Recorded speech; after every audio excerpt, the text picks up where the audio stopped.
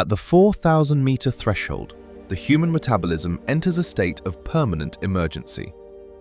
The blood thickens to a viscous consistency, straining the heart to circulate warmth into extremities that the environment seeks to freeze into brittle ornaments of ice. This is the gravity of bone, a reality where every step upward is a heavy negotiation with the Earth's mass, and every breath is an act of violent extraction from a vacuum of oxygen. In this vertical abyss, the body is no longer a temple, but a machine of high-friction survival. The transition from the lowlands to the high granite folds is not a journey through space, but a biological descent into a primitive state of being where the only objective is the maintenance of a core temperature. Here, the pulse of the human heart is the only rhythmic disturbance in a landscape of terrifying geological silence. The atmosphere at this elevation is a thin, deceptive veil, offering only 60% of the pressure required for effortless respiration. The lungs, unaccustomed to such scarcity, work with a frantic mechanical desperation, attempting to filter molecules that are not there. For the unconditioned, the result is a slow-motion biological collapse, a thickening of the blood known as polycythemia, where the body produces an excess of red cells in a misguided attempt to capture more oxygen. This turns the circulatory system into a pressurized network of sludge, forcing the heart to exert immense pressure to push life into the capillaries of the skin.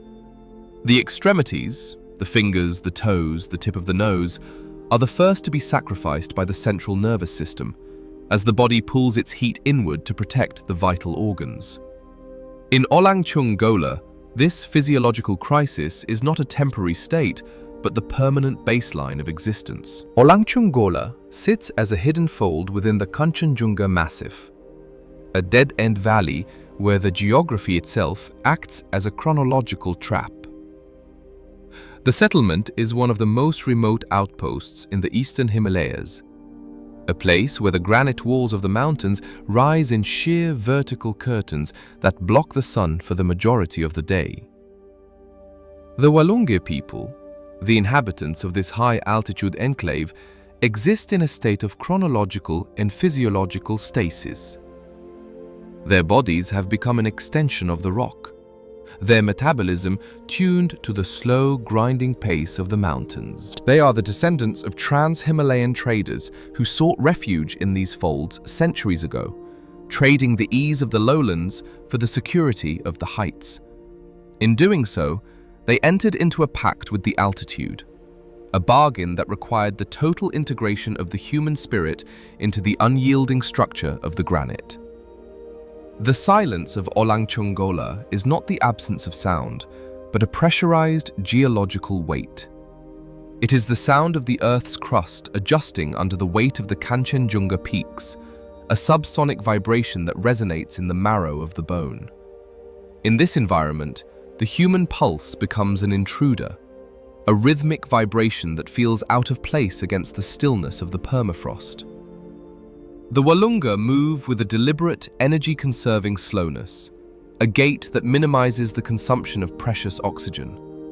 Every gesture is calculated. Every movement is a rejection of the frantic pace of the modern world. To rush in Olangchungola is to invite a metabolic debt that the body cannot repay. Life is lived in the gaps between breaths, in the quiet spaces where the heart rests for a fraction of a second before its next labored contraction. The architecture of the settlement reflects this biological integration. The houses are built from the same dark granite that surrounds them, their walls thick enough to withstand the thermal shocks of the high-altitude climate. In the winter, Olangchungola is entombed in snow, a white silence that severs all contact with the outside world. For months at a time, the Walunga exist in a state of hibernation, their lives reduced to the interior of their stone dwellings and the warmth of the yakdung fires. The metabolism slows, the internal clock resets, and the boundary between the human and the mountain blurs. The air inside the homes is thick with the scent of juniper smoke and fermented tea, a sensory envelope that shields the inhabitants from the vacuum outside. The Kanchenjunga Massif, the third highest mountain in the world, dictates the terms of existence in this hidden fold. Its massive bulk creates a local climate that is erratic and unforgiving. Clouds are caught in the granite teeth of the peaks, releasing sudden, violent snowstorms even in the height of summer. The light in Olangchungola is sharp and surgical, lacking the atmospheric softening of the lower valleys. When the sun hits the granite, it creates a searing heat that evaporates moisture instantly. When it disappears behind a peak, the temperature collapses with a speed that can trigger a physiological shock.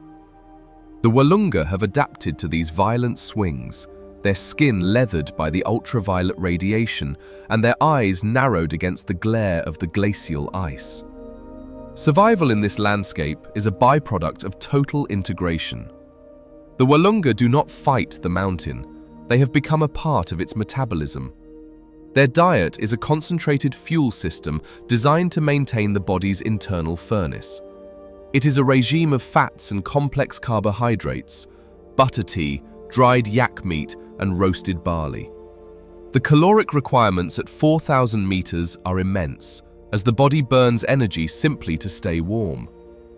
Every calorie is a unit of survival, extracted from a land that gives nothing for free. The yaks, the only animals capable of thriving at this altitude, are the vital link in this energy cycle. They convert the sparse, high-altitude grasses into milk, hair, and fuel, serving as the biological bedrock upon which the Walunga civilization is built. The physiological stasis of the Walunga is most visible in their endurance. They are capable of carrying immense loads over high passes with a heart rate that would signal distress in a lowlander. Their blood has a higher oxygen carrying capacity, a genetic adaptation honed over generations of isolation. This is not the vigor of the athlete, but the stoicism of the rock. They do not experience the mountain as a challenge to be overcome, but as a condition of being. Their pulse is the pulse of the granite, slow and steady, untroubled by the anxieties of a world that lives beneath the oxygen line. In Olangchungola, to be human is to be a metabolic part of the hidden fold, a small rhythmic disturbance in an eternal geological silence. The chronological stasis of the village is equally profound. Olangchungola exists outside the linear progression of modern history.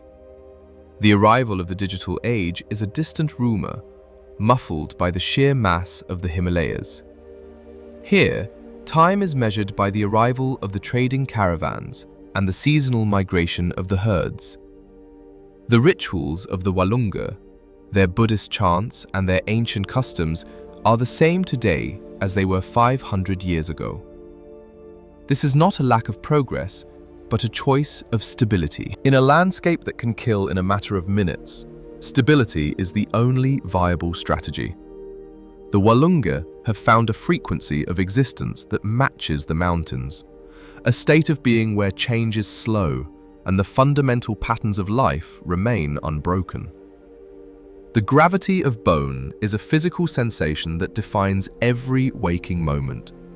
At this altitude, the Earth's mass seems to pull harder on the body, making every limb feel twice its weight. The struggle is not against the terrain, but against the air. The lack of atmospheric pressure means that the body is not supported by the environment, but must actively hold itself together. This creates a psychological state of intense focus, a narrowing of consciousness to the immediate needs of the organism. There is no room for the abstract or the superfluous in Olangchungola. The mind becomes as lean and functional as the body, focused on the placement of a foot, the rhythm of a breath, and the preservation of heat. Olangchungola's isolation is its greatest protection. For centuries, it served as a vital node on the trade route between Tibet and the lowlands of Nepal, a gateway through the Tiptala Pass. The Walunga were the masters of this high-altitude corridor, their knowledge of the granite folds making them indispensable to the merchants. However, as borders closed and modern transportation bypassed the high passes, the village retreated into itself. Today, it is a relic of a lost era, a community that has chosen to remain in the hidden fold rather than descend into the noise of the modern world. This retreat is not an act of cowardice, but an affirmation of their identity. They belong to the rock, and to leave the altitude would be to lose the very thing that makes them Walunga. The biological descent into a primitive state of being is a purification of the human experience. In the high granite folds, the complexities of personality are stripped away, leaving only the raw machinery of survival.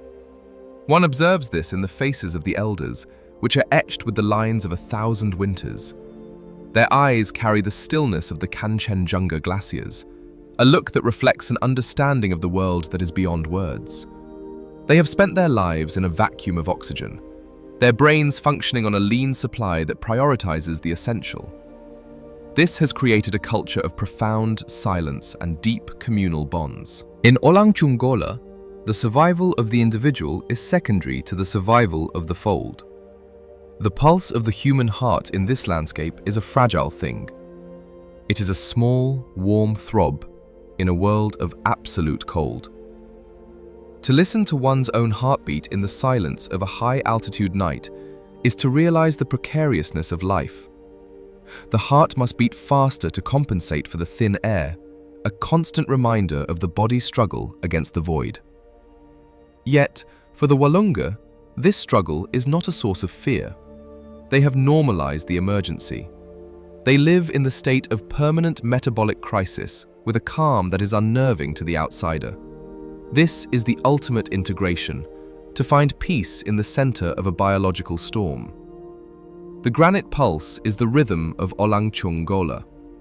It is the sound of the stonemason's hammer, the clatter of yak hooves on the rock, and the low, guttural chanting of the monks in the village Gompa. These sounds are sparse and deliberate, puncturing the silence only to reinforce it. The village is a masterclass in minimalism, a society that has refined the art of living with nothing. Every scrap of wool, every piece of wood, and every drop of water is used and reused. Waste is a concept that the altitude does not permit. In the high folds, the economy of the spirit is as lean as the economy of the body. As the sun sets over the Kanchenjunga Massif, the shadows in Olangchungola turn a deep, bruised purple. The granite walls of the valley seem to draw closer, orphaning the village in the darkness. The cold descends like a physical object, a heavy curtain that shuts down all movement. Inside the stone houses, the Walunga gather around the hearth, their bodies radiating the heat they have harvested during the day. The pulse slows, the breathing deepens, and the hidden fold settles into its nightly stasis. Outside, the wind howls through the vacuum, a reminder of the vacuum that surrounds this fragile bubble of human life. The Walunga are the curators of a biological museum, a living record of the human species' ability to adapt to the edge of the world. Their existence in Olangchungola is a defiance of the laws of biology, a miracle of polycythemia and stoicism.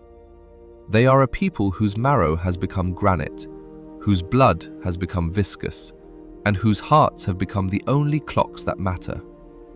In the hidden folds of the Himalayas, they remind us that the human spirit is not a thing of comfort, but a thing of friction. It is in the struggle against a vacuum, in the negotiation with the gravity of bone, that the true nature of the metabolism is revealed. One finds no monuments to progress in Olangchungola. There are only the mani walls, the long piles of stones carved with mantras, which stretch out from the village like the tentacles of a fossilized creature. Each stone represents a prayer, a rhythmic disturbance in the silence of the past. To walk along these walls is to participate in the chronological stasis of the Walunga. It is to move through a landscape where the 13th century and the 21st century occupy the same space. The air is too thin to hold on to the echoes of the past, so the past remains physically present in the stone. The metabolism of the hidden fold is a slow-burning flame, a fire that requires very little oxygen to stay alive. It is a life lived at the genetic limit, a testament to the resilience of the body when it is stripped of the luxuries of the lowlands. The Walunge do not ask for more air, for more warmth, or for a faster life. They are content with the gravity of bone and the pulse of the granite. They have found a state of being that is as durable as the Kanchenjunga Massif itself. In Olangchungola, survival is not a struggle to be won, but a rhythm to be maintained. The geological silence returns as the hearth fires dim. The village becomes a shadow within a shadow, a hidden fold lost in the immense verticality of the Himalayas. The heart of the Walunge beats on, a small warm throb against the permafrost. It is the only rhythmic disturbance in a world of ice and stone, a granite pulse that has persisted through centuries of isolation. In the vacuum of the high altitude, where the blood is thick and the air is empty, life persists as a byproduct of total integration. The Walunge remain, the silent inhabitants of the hidden fold, their metabolism a secret known only to the rock. The mountain does not acknowledge their presence, yet they are its most faithful witnesses. They live in the breath of the Kanchenjunga Massif, their bodies rising and falling with the tectonic shifts of the earth. Olangchungola is not a place on a map, but a physiological state, a biological sanctuary for those who have learned to thrive in a permanent state of emergency. The pulse continues, slow and heavy, the gravity of bone holding the people to the granite, as they wait for the next season, the next breath, and the next beat of the heart. On the edge of the stratosphere, in the hidden folds of the high Himalayas, life is a pure, unadorned machine of survival, burning bright in the darkness of the vacuum. Olangchungola exists as the terminal point of the Tamur River Valley, a geographical dead end where the upward momentum of the water finally surrenders to the absolute authority of the Himalayas. To reach this enclave is to move through a landscape that gradually sheds the characteristics of the habitable world, transitioning from the humid, verdant hills of eastern Nepal into a chaotic verticality of shattered schist and ancient gneiss. This is the end of the road, a place where the Earth's crust has folded into a series of impenetrable redoubts, effectively orphaning the settlement from the rest of civilization. Bordering the high Tibetan plateau, Olangchungola functions as a hidden valley, a bayul in the traditional sense, protected by the massive, light-consuming shadows of Kanchenjunga and Makalu. These peaks do not merely dominate the horizon, they govern the passage of time and the movement of life, casting shadows so profound that they regulate the temperature of the valley with the precision of a cold, indifferent machine. The geography of this hidden fold has functioned as a relentless biological filter for 5 centuries. The sheer difficulty of the ascent and the oxygen-starved nature of the destination have ensured that only the most resilient organisms, both human and animal, have successfully established a permanent presence. This is not a landscape that invites settlement. It is a landscape that permits it only through a grueling process of attrition. For 500 years, the Walunge have lived within this barricade of stone, their isolation reinforced by a geomorphology that excludes the influence of the modern state. There are no paved arteries leading here, no transmission lines, no bureaucratic reach that can survive the vertical climb through the gorges of the Tamur. The village is protected by a natural defense system of sheer cliffs and seasonal avalanches that act as sentinels, periodically severing the only tenuous links to the lowlands. In this state of enforced autonomy, the Walunge have developed a culture that is as durable and unyielding as the rock upon which it is built. The composition of the earth here is a testament to the violent orogenic forces that created the Himalayas. The schist and gneiss of Olangchungola are the literal foundations of survival, providing the material for the homes, the mani walls, and the high-altitude terraces. The rock is brittle and sharp, broken by the constant cycle of frost weathering that characterizes the high alpine zone. This chaotic verticality means that the concept of level ground is a luxury unknown to the inhabitants. Every movement is an exercise in climbing or descending, a constant physical negotiation with the Earth's gravity. The verticality shapes the architecture, forcing the stone dwellings to cling to the hillsides like barnacles to a ship's hull. These houses are not merely shelters. They are bunkers of stone and timber, designed to absorb the crushing weight of winter snow and the abrasive force of the high-altitude winds. The climate of Olangchungola is a regime of desiccation and solar intensity, a paradox of the high-altitude rain shadow. While the lowlands are periodically inundated by the moisture-heavy monsoons of the Indian Ocean, the surrounding massifs of Kanchenjunga and Makalu act as a colossal atmospheric barrier. By the time the air reaches this terminal valley, it has been stripped of its humidity, leaving a sky of terrifying clarity and the ground that is perpetually thirsty. This dryness is a fundamental actor in the preservation of the village. At 4,000 meters, the Earth is too dry for the biological processes of rot and decay to function in their usual capacity. The cold mummifies the landscape, preserving the ancient timber of the gompa and the woven textures of the wall in a state of suspended animation. History in Olangchungola is not a memory. It is a physical presence that refused to dissolve into the soil. Because of this environmental preservation, the village remains a relic of the ancient trans-Himalayan trade routes that once connected the salt lakes of Tibet with the grain-rich plains of Nepal and India. For centuries, Olangchungola was a vital gateway, a node of high-altitude commerce where the Walunge functioned as the essential intermediaries. The only currency that retains its value in this enclave is the physical endurance required to traverse the Tipta La Pass, a 5,000-meter threshold that separates the valley from the Tibetan plateau. This trade was the lifeblood of the Hidden Fold, a metabolism of salt, wool and grain that sustained the population in a land where agriculture is limited to the most hardy and marginal crops.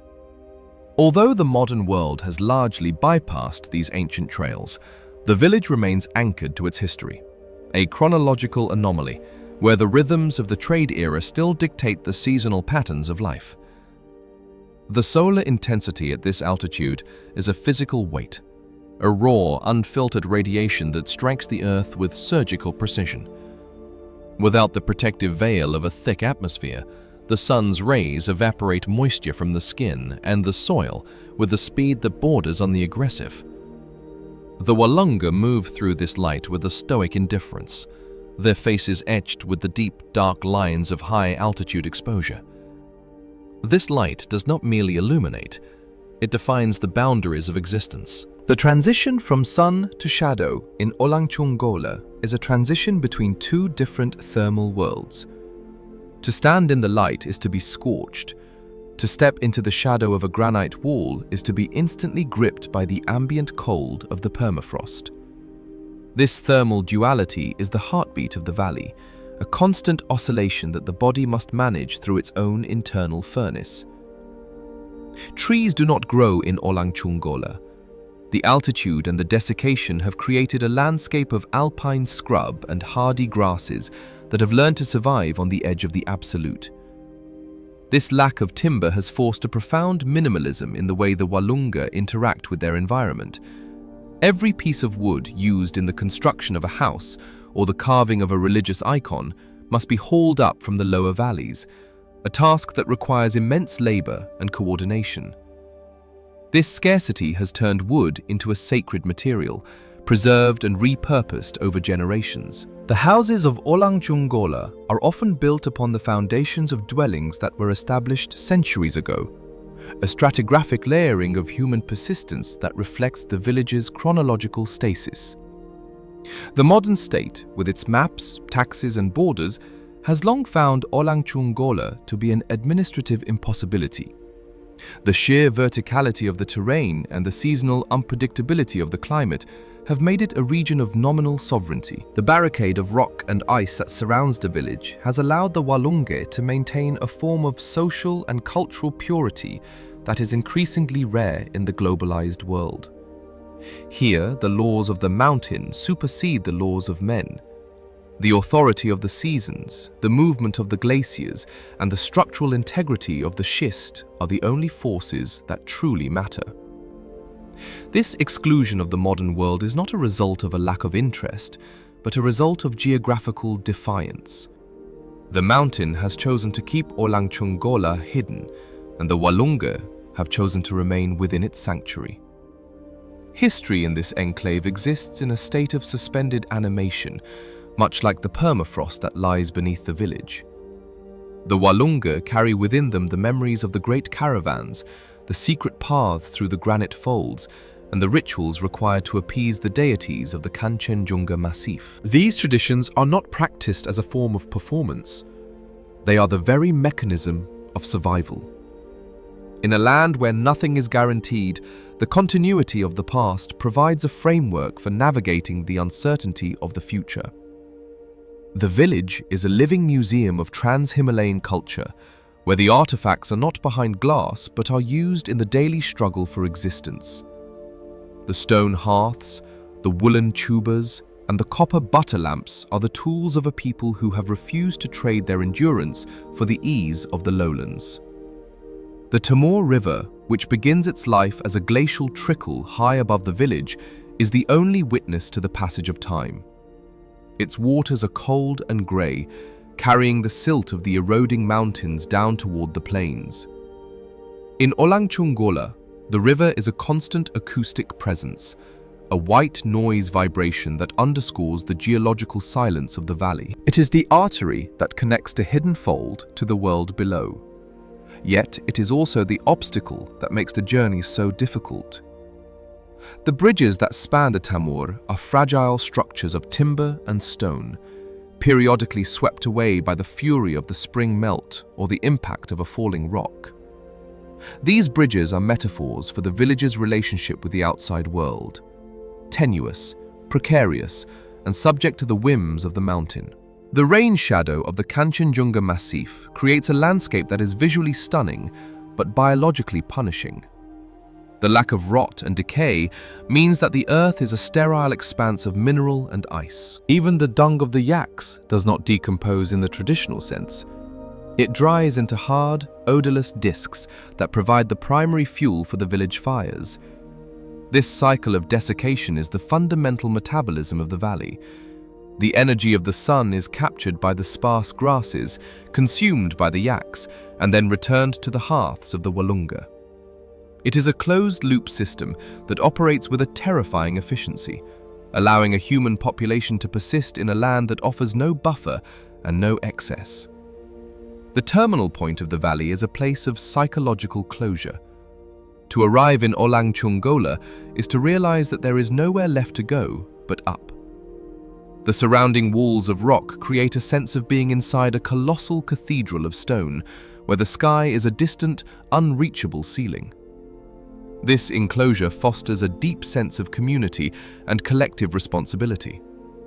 In the hidden valley, there is no room for the isolated individual. The survival of the fold depends on the synchronization of the bodies and the shared commitment to the rituals of the rock.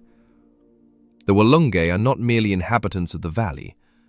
They are its stewards, the only ones who know how to read the language of the schist and the gneiss. The barricade of the mountains is not just a physical barrier, it is a biological one. The altitude acts as a filter that prevents the spread of diseases and pests that plague the lower elevations. In Olangchungola, the air is too thin and the cold is too intense for many of the biological threats of the lowlands to survive. This has created a population that is exceptionally healthy in some regards, yet vulnerable to the pressures of the external world when the barricade is breached. The Walunga carry within their blood the adaptations of 5 centuries of high-altitude living, a physiological heritage that makes them the masters of the terminal point. They are the inhabitants of a biological sanctuary, a place where the human spirit has been refined by the absolute lack of rot. The currency of endurance is the only thing that remains stable in Olangchungola. While the markets of the lowlands fluctuate with the whims of global finance, the value of the physical body remains constant in the hidden valley. To reach Olangchungola is to pay a toll of sweat, breath, and heartbeat. This requirement ensures that the village remains a place of substance, where the only ones who arrive are those who have the strength to endure the journey. The isolation is a filter for character, ensuring that the enclave remains populated by those who find meaning in the struggle. In this high-altitude rain shadow, the Walunga persist as a relic of a more rigorous era, a testament to the fact that the human spirit burns brightest when it is challenged by the chaotic verticality of the earth. As the light fades and the shadows of Kanchenjunga and Makalu merge into a single, impenetrable darkness, Olangchungola settles into its nightly suspended animation. The desiccation of the air and the intensity of the cold shut down the world outside, forcing the Walunga into the stone bunkers of their homes. History remains trapped in the timber and the rock, waiting for the return of the sun to animate the terminal point of the valley. The schist and the gneiss remain silent, a chaotic verticality that has served as a barricade and a sanctuary for 500 years. In this hidden valley, life persists as a byproduct of geographical defiance, a biological miracle at the end of the road. The terminal valley is a place of absolute finality. The road has stopped. The river is a whisper, and the state is a memory. What remains is the rock, the air, and the Walunga. They are the inhabitants of a chronological trap, a hidden fold in the Himalayas where history has been preserved by the cold and the dry. Their existence is a reminder that the world is still full of terminal points, places where the modern era cannot reach, and where the only currency that matters is the gravity of bone and the pulse of the granite. Olangchungola is a sanctuary of the absolute, a terminal point where the human spirit has integrated itself into the geological stasis of the mountain. The rain shadow continues to protect the village from the rot of the world. The mountains continue to cast their regulation shadows. The schist and the gneiss continue to grind against each other in a subsonic tectonic rhythm. And the Walunga continue to breathe the thin, dry air of the terminal valley, their endurance a constant, rhythmic disturbance in the geological silence. They are the masters of the hidden fold, the people who have found a way to live in the terminal point of the valley, bordering the Tibetan plateau, at the end of all roads. Life here is not a journey. It is a state of being, a relic of an ancient trade, and a testament to the physical endurance of the human species. In the vertical isolation of Olangchungola, existence is not a matter of choice, but a continuous management of biological machinery. The Walunga people do not reside in the valley so much as they operate within it, their survival predicated on the maintenance of a complex energy loop centered on the yak. At an elevation where the soil is reduced to a sterile mineral grit, agriculture is an impossibility. The earth offers no grain, no fruit, and no sustenance for the human metabolism. Instead, the landscape is populated by hardy, low-lying alpine shrubs and silica-heavy grasses that are indigestible to man. The yak, however, functions as a sophisticated biomachine, a physiological converter that possesses the unique ability to transform this sparse, abrasive vegetation into high-density lipids and raw protein.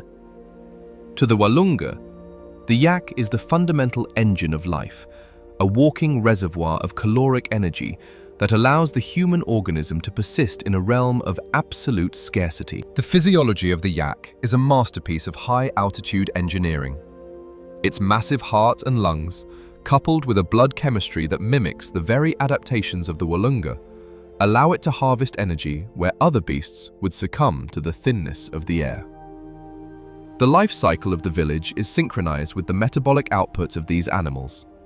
Every gram of fat consumed by a human in this hidden fold has first been filtered through the gut of a yak. The extraction of this energy is a grueling daily labor. In the pre-dawn cold, when the air is so brittle it seems to shatter with every movement, the milking begins. This is not an act of farming, but a tactical harvest of the lipids required to fuel the human body for the next 12 hours of environmental friction. The milk is a thick yellow substance, saturated with the fats necessary to maintain a core temperature in the face of the mountain's thermal drain. The dietary ritual of the Walunga is a biological necessity stripped of all culinary vanity. It is centered on the constant rhythmic consumption of butter tea, a salted emulsion that serves as the primary lubricant for a life lived in a vacuum. In the desiccated air of the high Himalayas, the human body loses moisture at an accelerated rate through respiration alone. The skin becomes a map of cracks, and the throat threatens to split with every breath. Butter tea is the physiological answer to this environmental assault. The tea leaves are boiled for hours until they release a dark tannic infusion, which is then churned with massive quantities of yak butter and crude Himalayan salt. The result is a heavy, brine-like liquid that provides a steady supply of electrolytes and fats. This emulsion prevents the dehydration that characterizes altitude sickness and provides a protective lining for the digestive tract, allowing it to process the coarse, dry barley that constitutes the rest of the diet. The consumption of this tea is a perpetual activity. A bowl is never truly empty, and the pot is never cold. To the Walunga, a body without the lubrication of butter tea is a body that is being ground down by the altitude. The lipids in the tea are immediately absorbed, providing the raw material for thermogenesis, the internal production of heat.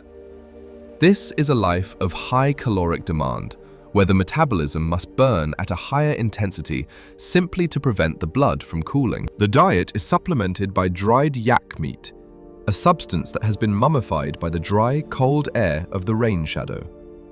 This meat is not cooked in the traditional sense, but is often consumed raw or lightly softened in the tea, providing a dense source of protein that sustains the muscles during the heavy labor of herding and movement. Every meal is a refueling operation, a mechanical input of energy into the human biomachine. Because Olangchungola sits far above the tree line, the concept of wood as a combustible material is an alien luxury. In the high granite folds, heat is not a byproduct of the forest, but a manufactured resource derived from the dried excrement of the herds. The collection and curation of yak and sheep dung is a seasonal obsession that consumes the attention of every household. This is the only currency of warmth available in the Terminal Valley. Throughout the brief, intense summer, every flat surface in the village is covered with dung patties, laid out to be desiccated by the unfiltered solar radiation. This fuel is a concentrated essence of the plateau's energy, a processed form of the alpine shrubs that has been twice concentrated by the animal's digestion and the sun's heat. To the outsider, this may appear as waste. To the Walunga, it is the only barrier between their families and the absolute zero of the mountain night. The management of this fuel is a stratigraphic science. The dung must be stored in dry, ventilated spaces, protected from the rare but destructive moisture of a stray cloud. Every household is a fortified bunker, its stone walls and timber supports designed to contain the heat produced by the central stove. The stove is the altar of the domestic world, a heavy iron or clay structure that dominates the main living space. It is here that the ritual of the hearth takes place. The fire is fed with a deliberate, surgical precision, as every patty represents a specific unit of time and warmth. The smoke produced by the dung fire is thick, heavy, and acrid, filling the interior of the house with a permanent, soot-laden atmosphere. This smoke is not merely a byproduct, it is a sensory shield. It coats the lungs and the skin, providing a psychological and physical barrier against the sterile, empty air of the vacuum outside. Life inside the stone bunker is an experience of acrid intimacy. The interior of a Walunga home is a world of shadows and perpetual dusk, even at midday.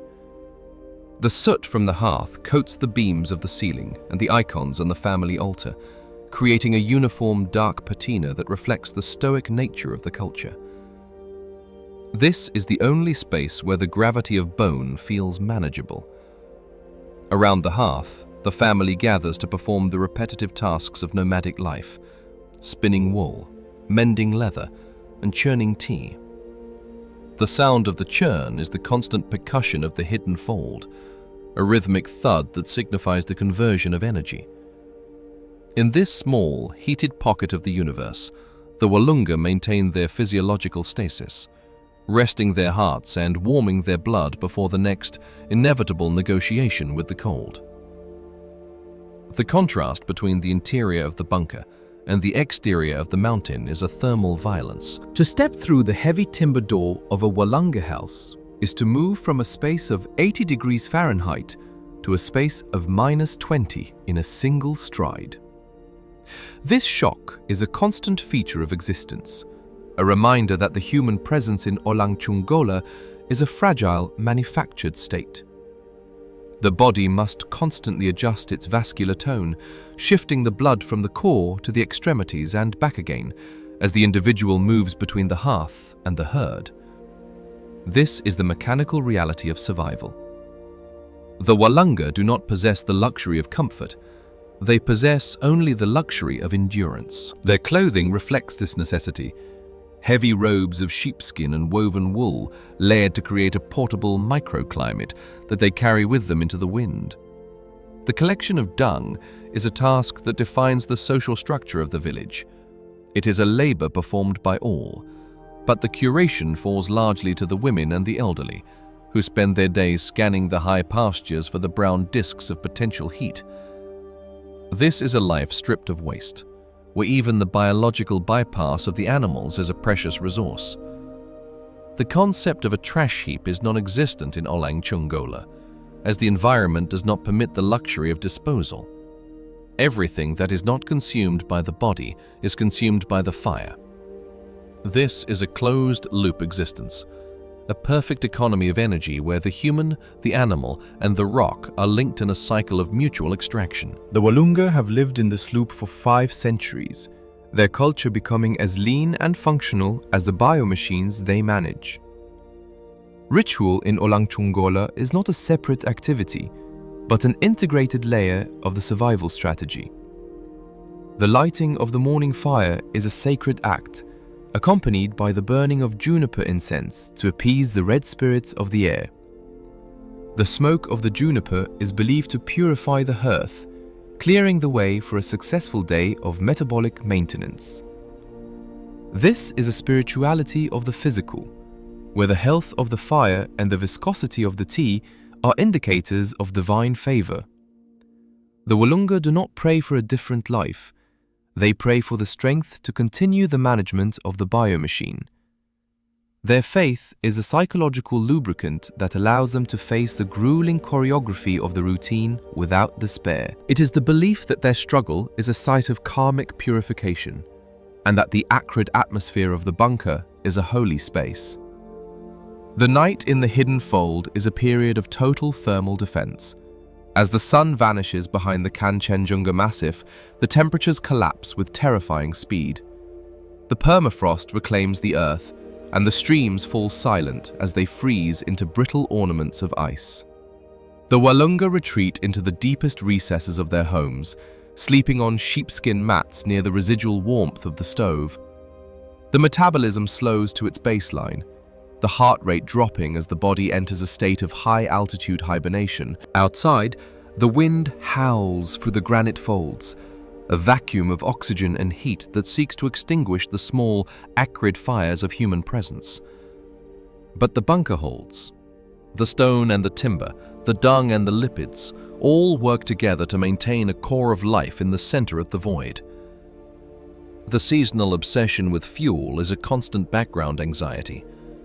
Even in the height of the summer, the Walunga are looking toward the 10-month winter.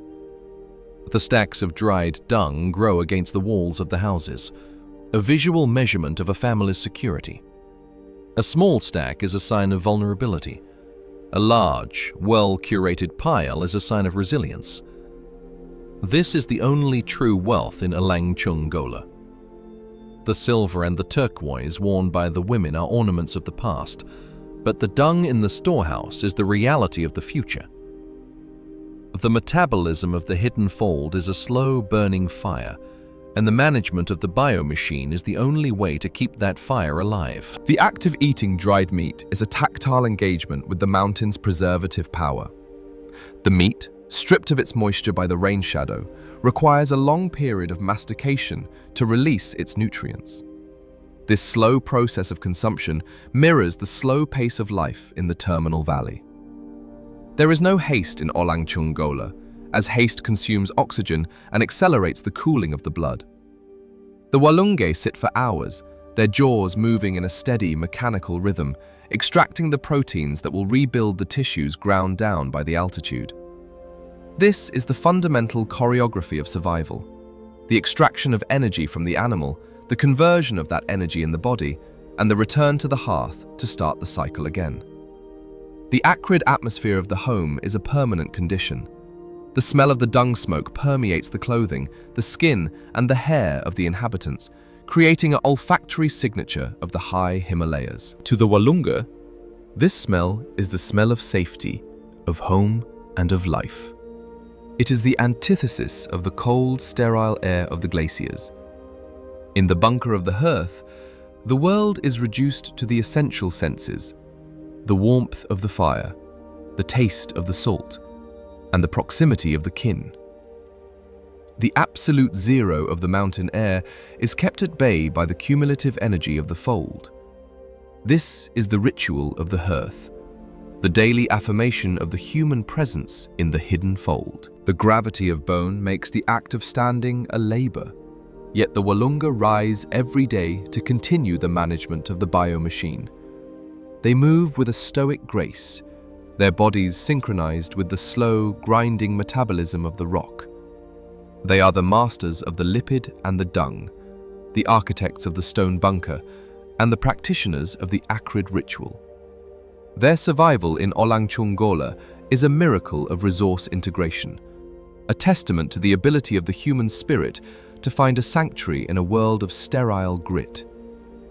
In the hidden folds of the Kanchenjunga Massif, where the air is empty and the ground is frozen, life persists as a byproduct of the body's total integration into the energy loop of the yak. The fire continues to burn, a small, stubborn spark in the darkness of the terminal valley. The smoke rises through the hole in the roof, a thin plume of human existence ascending toward the stars. The Walunge remain, anchored to the hearth, their lives a constant, grueling management of the biomachine. They have found a frequency of survival that matches the mountains, a state of being where the only currency that matters is the endurance required to breathe. On the edge of the stratosphere, in the hidden folds of the granite, life is an acrid, lipid-rich flame, burning bright against the absolute zero of the mountain air.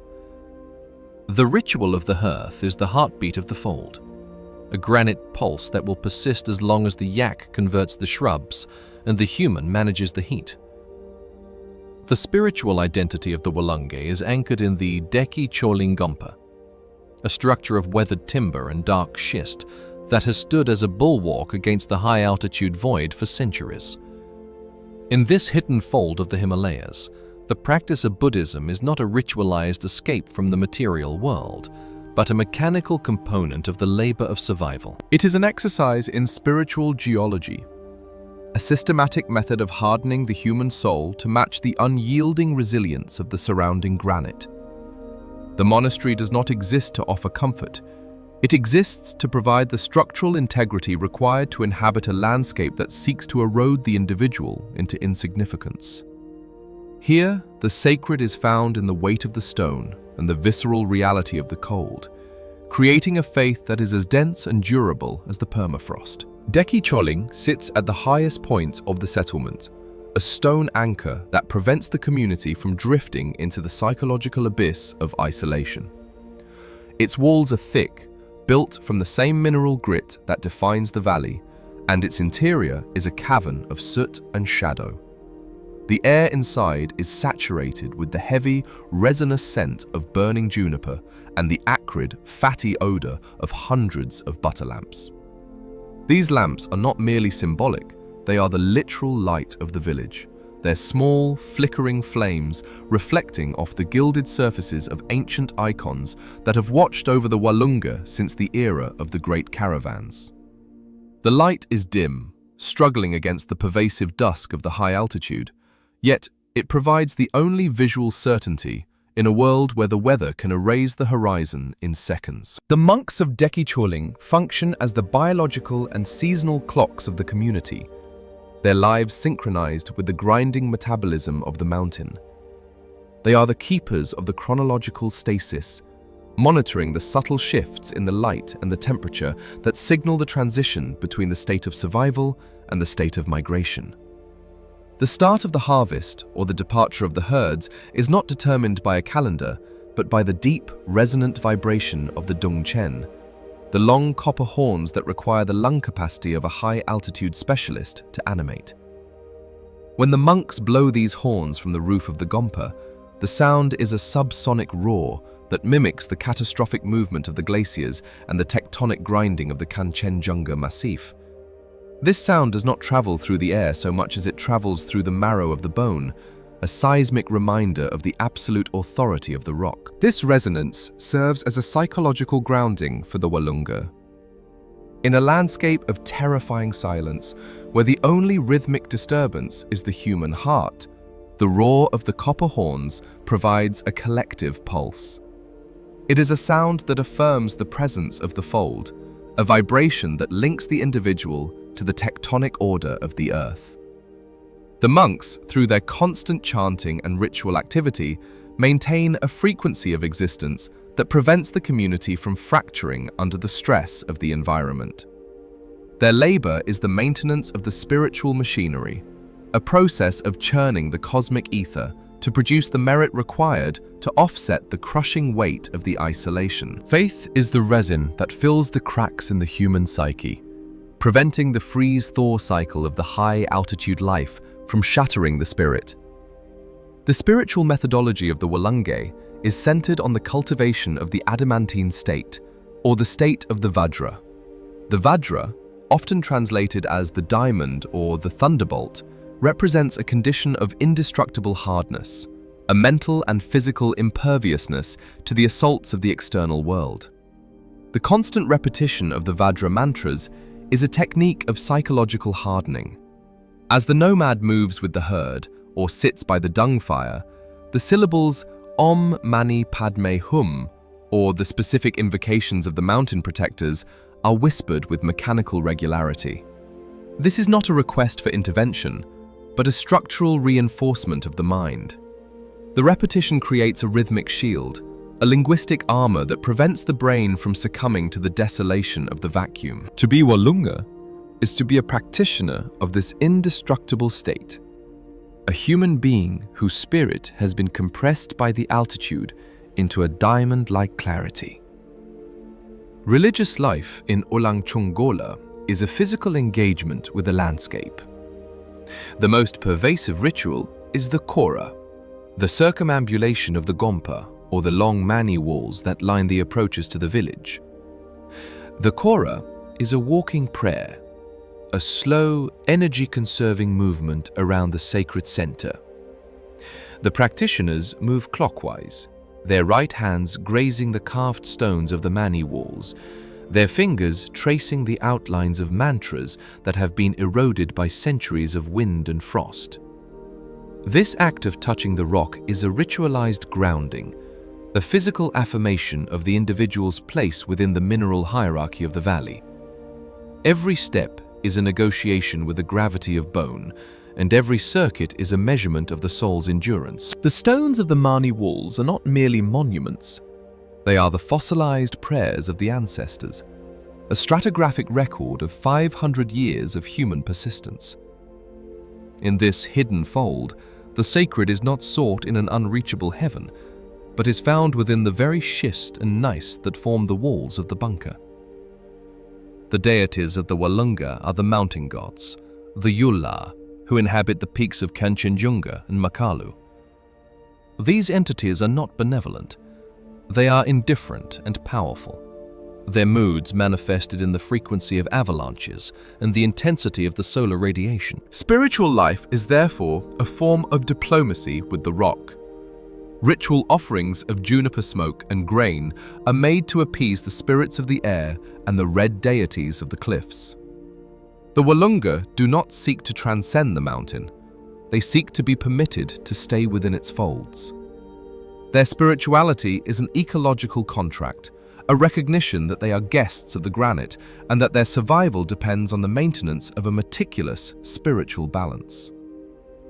The interior of the Deki Cholingompa is a masterclass in the aesthetics of the absolute. The murals on the walls, darkened by centuries of soot, depict the fierce protectors of the Dharma in a state of eternal combat with the forces of chaos. These images are mirrors of the Walunga existence, a constant, high-friction struggle against a vacuum that seeks to extinguish the light. The monks move through this space with a stoic grace, their crimson robes a sharp contrast to the grey grit of the village. Their chanting is a low-frequency drone that fills the cavernous space, a vocalization of the mountain's own metabolism.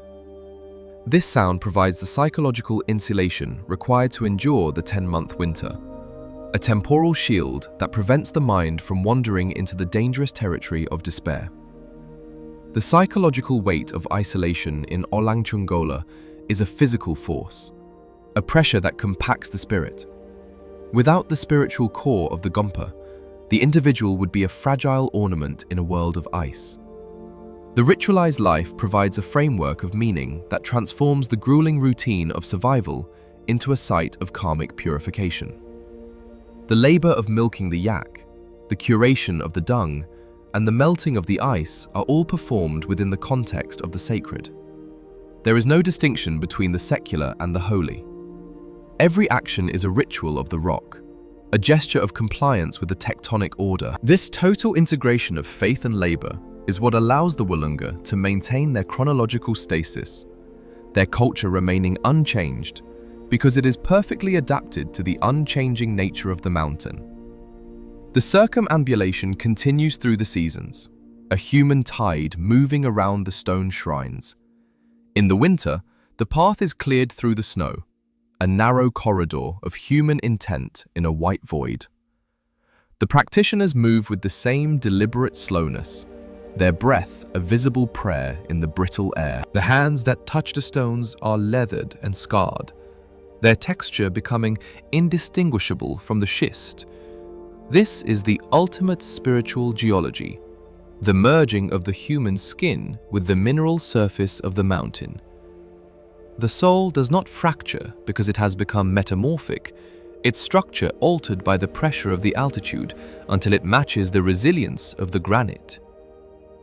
The monks, as the custodians of the adamantine state, maintain the records of the village, their ancient manuscripts a memory of a time when Olangchungola was the gateway to the infinite. These books, wrapped in silk and stored in heavy wooden racks, are the only maps that matter. They do not describe the geography of the lowlands, but the geography of the spirit. They contain the rituals required to anchor the soul to the rock and the mantras needed to navigate the vacuum of the high altitude. To the Walunga, these texts are a biological heritage, a manual for the operation of the human machine in a state of permanent emergency. The roar of the copper horns sounds again, the vibration shaking the soot from the ceiling of the Gompa. It is a signal to the valley that the cosmic balance is being maintained. The sound carries across the schist and the gneiss, echoing off the vertical curtains of the massif until it is lost in the thin, dry air. The Walunga hear it and pause, their hearts synchronizing for a moment with the subsonic pulse of the mountain. This is the spiritual core of the hidden fold, a state of being where the heart, the horn, and the glacier speak the same language. It is a faith of the marrow and the bone, a spiritual geology that allows a community to persist in a terminal valley on the edge of the stratosphere. There is no room for the vanity of the sky in Olangchungola. The sacred is a thing of depth, not height. It is found in the foundation of the house, in the weight of the mani stone, and in the density of the butter tea. The Walunge do not look up for salvation. They look inward to the adamantine state. Their circumambulation is a physical grounding, a constant reminder that they are children of the rock, their lives governed by the laws of the tectonic plates. This spiritual hardening is what prevents them from being swept away by the hurricanes of the winter or the silence of the vacuum. They are the indestructible inhabitants of the hidden fold, their souls as polished and faceted as the granite ventifacts of the steppe. As the dusk deepens and the cold reclaims the village, the last practitioners complete their circuits around the Gompa. The Mani stones remain silent, their mantras hidden in the darkness. Inside the stone bunkers, the families gather, the smoke of the dung fire rising to meet the soot of the ancestors. The Vajra mantras continue to be whispered, a rhythmic disturbance in the nightly stasis. The monks settle into their meditations, their breath a slow, mechanical extraction from the void. The spiritual core of Olangchungola remains unbroken, a hidden frequency of existence that matches the mountains. In the hidden folds of the Kanchenjunga Massif, where the air is empty and the ground is iron, life persists as a prayer written in the granite, a stoic and unyielding testament to the spiritual geology of the Walunge. The Deki Choling Gompa remains a stone anchor in the darkness, its gilded icons glowing with the residual light of the butter lamps. The pulse of the village is the pulse of the granite, a slow and heavy throb that defies the vacuum. Faith is the insulation, the mantra is the shield, and the rock is the god. On the edge of the stratosphere, the human spirit has integrated itself into the geological silence, becoming a metamorphic entity that can endure the absolute zero of the mountain air. The ritual of the rock is the heartbeat of the fold, a spiritual geology that will persist as long as the copper horns mimic the roar of the glaciers and the human marrow matches the hardness of the granite. The Walunga remain, the silent masters of the adamantine state, their lives a terminal point in the geography of the soul. The existence of the mountain dweller serves as a visceral evidence of the modern world's metabolic decay. In the lowlands, where the atmosphere is thick and the temperatures are regulated by the constant hum of machines, the human organism has entered a state of biological surrender. The sedentary life of the plains, insulated by artificial abundance and the mitigation of every physical risk, has triggered a slow atrophy of the resilience that once defined the species. To look upon the inhabitants of the high granite folds is to witness a version of humanity that remains unpolluted by the sedative of comfort.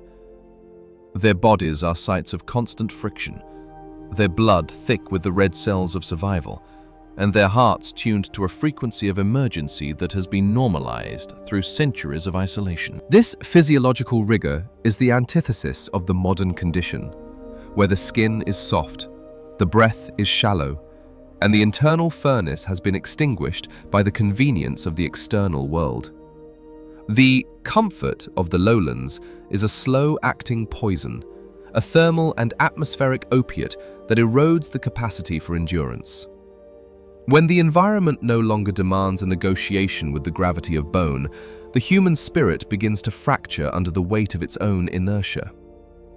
In the hidden valleys of the Himalayas, the vacuum of oxygen and the intensity of the cold are not obstacles to be removed, but the very conditions that keep the spirit sharp. The human spirit thrives only when it is pressed against the sharp edge of the impossible.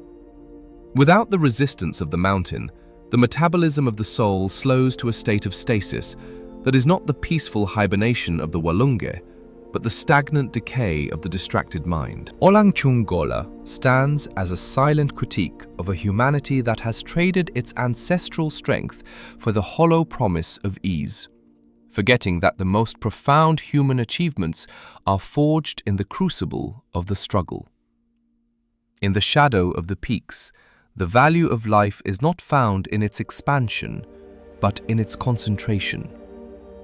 The modern world is obsessed with the horizontal, the expansion of borders, the acceleration of networks, and the accumulation of things. It is a culture of dilution, where the individual is spread thin across a landscape of digital noise and superficial connections. The nomad of the high plateau and the dweller of the hidden fold suggest a different path, the path of the vertical. Their lives are characterized by a total concentration of being, a narrowing of focus to the essential triad of breath, heat, and faith. This concentration creates a density of spirit that is as durable as the granite massifs. To remain unmoving and unbroken in a world of constant motion is a feat of psychological engineering that the lowlands cannot comprehend. It is the ability to stand in the center of the vacuum and find a state of absolute completeness within the limits of a stone bunker and a bowl of butter tea. The lesson of the granite pulse is the sanctity of the essential self. When the air is empty and the ground is sterile, the superficial layers of identity are stripped away by the ultraviolet radiation and the abrasive wind. What remains is the core organism, the biological self that must extract oxygen from the void, and the spiritual self that must find meaning in the isolation. This is the essential self, a version of humanity that is no longer defined by what it possesses, but by what it can endure. To witness a people who have survived the rain shadow for centuries is to understand that the true measure of a civilization is its capacity for persistence. Olangchungola is a terminal point for the ego, a place where the vanity of progress is rendered absurd by the sheer scale of the tectonic plates. In the hidden fold, the only thing that matters is the maintenance of the pulse, a quiet, rhythmic disturbance in the geological silence that serves as the ultimate monument to the resilience of the species. True freedom is not the ability to go anywhere, but the strength to stay exactly where you are. The modern era has conflated freedom with mobility, assuming that the capacity to move across the earth at high speed is the ultimate expression of human agency. Yet, this mobility is often a form of escape, a flight from the difficulty of inhabiting one's own skin in a world without distractions. The Walunga possess a freedom that is far more profound, the freedom of immobility. They have chosen to remain in a dead-end valley, locked in by cliffs and ice, because they have found a sanctuary in the absolute. Their freedom is the strength to occupy a single coordinate on the planet and find the infinite within it. It is the sovereignty of the individual who has integrated themselves so completely into the tectonic order that they can no longer be moved by the whims of history or the pressures of the modern state. They are the masters of the stasis, their lives a testament to the fact that the most significant journeys are those that occur within the internal vacuum. Olangchungola reminds a distracted humanity that the most profound human achievements are not skyscrapers or digital networks, but the quiet maintenance of a human pulse at the literal edge of the world. In the rush toward a future of total connectivity and synthetic reality, we have lost the ability to hear the roar of the glacier or the whisper of the permafrost. We have become a species of the surface, detached from the deep rhythms of the earth. The dweller of the granite fold remains anchored to the foundation of the planet, their life a constant, tactile engagement with the primordial materials of schist, gneiss, and ice. They are the curators of a biological memory that we are rapidly forgetting. The memory of what it means to be an animal capable of thriving in the stratosphere. Their survival is not a relic of the past, but a signal from the future, a reminder of the resilience we will need when the artificial abundance of the lowlands finally fails. The vertical silence of the Himalayas is a mirror held up to the noise of civilization. It reveals the hollowness of a culture that fears the vacuum and seeks to fill every moment with the clutter of consumption. The Walunga do not fear the vacuum, they breathe it. They have turned the scarcity of the external world into an intensification of the internal life. Their silence is not a lack of communication, but a higher form of clarity. In the hidden folds of the Kanchenjunga Massif, the heart beats with a purpose that is stripped of all artifice. It beats to circulate the lipids of the yak. It beats to sustain the repetition of the mantra. It beats to affirm the presence of the human spirit in a world of ice. This is the granite pulse, a slow and heavy throb that is the only clock that matters in a land of chronological stasis. As the sun sets and the shadows of the massifs merge into a single, light-devouring void, the terminal valley confirms its status as a sanctuary of the absolute. The modern world is a distant, unreachable rumor, muffled by 5 kilometers of stone and the thinning of the atmosphere. The Walunga are alone with the rock, their bodies locked in the management of the biomachine, their souls anchored to the spiritual geology of the Gompa. There is no waste in this existence, no water that is not ice, and no heat that is not manufactured from the dung of the herd. It is a life of total integration, a biological miracle that persists through the sheer power of the will to stay. The lesson they offer is one of profound humility, that we are temporary guests of a geological order that is indifferent to our progress, and that our only true duty is the preservation of the essential self. Life in Olangchongola persists as a pure, unadorned flame, burning brightest where the air is thinnest. It is a fire that requires no wood, sustained by the acrid smoke of the hearth and the thick, lipid-rich tea of the vacuum. The inhabitants of the hidden fold have become metamorphic, their structures altered by the pressure of the altitude until they match the resilience of the granite. They are the practitioners of the indestructible state, the masters of the gravity of bone, and the keepers of the granite pulse. They remind us that the human spirit is not a thing of comfort, but a thing of friction, and that it is only in the struggle against the void that the true nature of the metabolism is revealed. The mountain does not care if the pulse continues, yet the pulse persists. It is a rhythmic disturbance that refuses to be silenced by the absolute zero of the mountain air or the crushing weight of the isolation. The Walunga remain, the silent masters of the terminal point, their lives a prayer written in the dust and the ice of the Himalayas. They are the silent inhabitants of the hidden fold, their metabolism a secret known only to the rock and the wind. On the edge of the stratosphere, where the blood is thick and the air is empty, the human pulse remains, a small, warm throb against the permafrost, a defiant and unyielding signal from the literal edge of the world. To witness this is to undergo a psychological recalibration. The observer realizes that the distractions of the lowlands are merely a way to avoid the confrontation with the vacuum. The dweller of the fold has already faced the vacuum and found a way to live within it. This is the ultimate freedom, the freedom from the fear of the void. In Olangchongola, the vacuum is not a threat, but a partner in the purification of the spirit. The scarcity of oxygen forces the mind to prioritize the essential, creating a culture of profound depth and stoic beauty. The Walunge are the curators of this depth, the guardians of a human frequency that is as steady and enduring as the tectonic grinding of the plates. The granite pulse is the sound of the human heart refusing to surrender. It is the sound of the species at its most concentrated, most resilient, and most honest. It is a vibration that connects the marrow of the bone to the foundation of the earth, a subsonic roar of persistence that echoes through the schist and the gneiss. In the terminal valley of the Tamur, bordering the high Tibetan plateau, the road has ended, the state has vanished, and the ego has dissolved. What remains is the essential self, the biomachine of the yak, and the acrid smoke of the dung fire. This is the final reflection. That the human spirit is a metamorphic force, capable of becoming granite when the environment demands it, and that true freedom is the strength to stay, to breathe, and to beat in the silence of the absolute.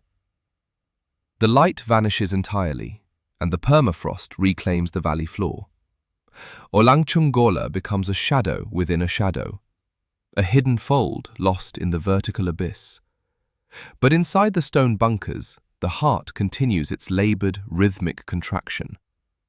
The viscous blood moves through the capillaries, carrying the heat of the dung fire into the extremities. The mantra is whispered in the dark, a linguistic shield against the vacuum. The granite pulse remains, a small, warm throb against the iron earth, a silent and unyielding testament to the quiet maintenance of a human life at the edge of the world. The mountain stands indifferent and eternal, and the Walunga move within its shadow, indistinguishable from the rock, the air, and the eternal geological silence. They are the hidden pulse of the Himalayas, the survivors of the rain shadow, and the masters of the essential self.